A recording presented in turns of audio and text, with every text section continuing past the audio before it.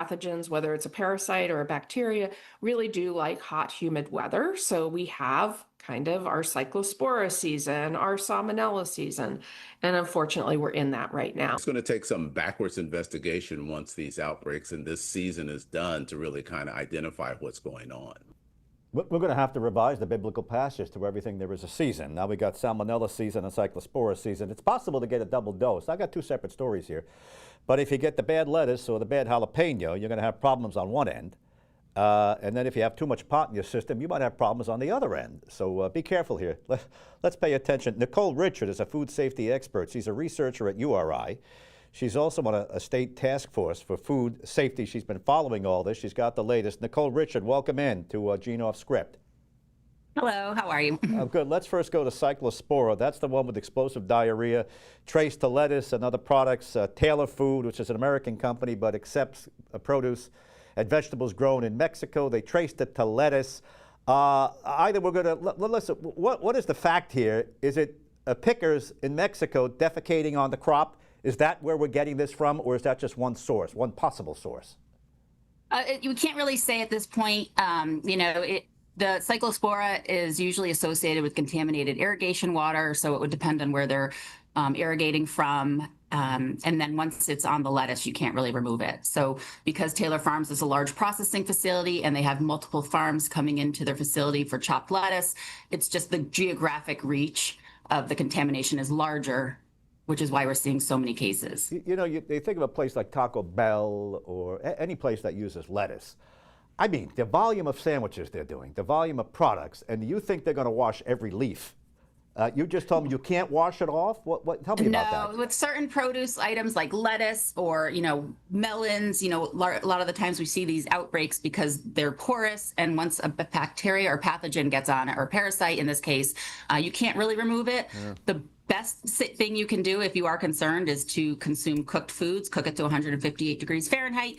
We don't really want to cook lettuce, but if you are immunocompromised or otherwise concerned, maybe remove lettuce temporarily. Or, this outbreak has been implicated by Taylor Farms lettuce. There are other farms you could look to source lettuce from. Well, I guess if there is an upside, there's been a real spike in interest in locally grown produce, locally grown Rhode Island vegetables, Massachusetts vegetables, things like that. All right, that's the Cyclospora. And now we're talking about Salmonella. We just heard another expert say, it's a Salmonella season. The Salmonella involves jalapenos. And by the way, it's Taylor Farms again. And some of their finished products you buy in a jar. Go ahead, pick it up. Yep. So, unfortunately, Taylor Farms is dealing with two different outbreaks at the same time. But and unfortunately, the source has been farms in Mexico. With Salmonella, it's a bacteria. It can be killed. Sometimes produce goes through the wash cycle, so it's a means of reducing cross-contamination. And usually they wash the produce in a chlorine wash, and that could remove Salmonella or decrease the risk. With lettuce, the chlorine wash won't do anything. Yeah. But, with Salmonella, again, if you're cooking your foods, you can kill it. But what's the root? Where's that coming from? Is that again the human defecation, or animals upstream, or the water they're using to irrigate? What is it? Yes, with Salmonella, a lot of the times it can be coming from agricultural animals if they're upstream, or that contaminates the soil. And then once it gets on some of the crops, it's hard to remove it. There are things that some farms and growers can do. They can implement good agricultural practices, which are basically proactive approaches to identifying where risks come from during the growing process, and implementing strategies that can reduce that risk. Eating produce, eating food, it's not zero risk. Yep. What are you doing in the wake of all this? Are you sworn off lettuce and jalapenos? What are you doing?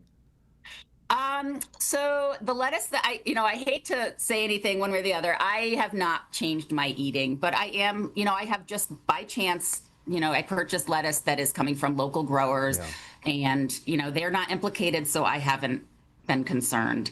But, if I was serving, foods or going to a store and concerned about my family members, maybe you want to just look for cooked vegetables.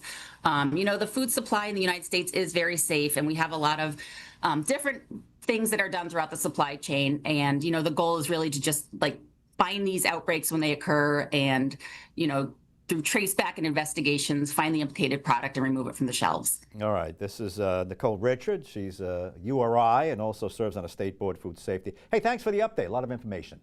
Thank you. Take care.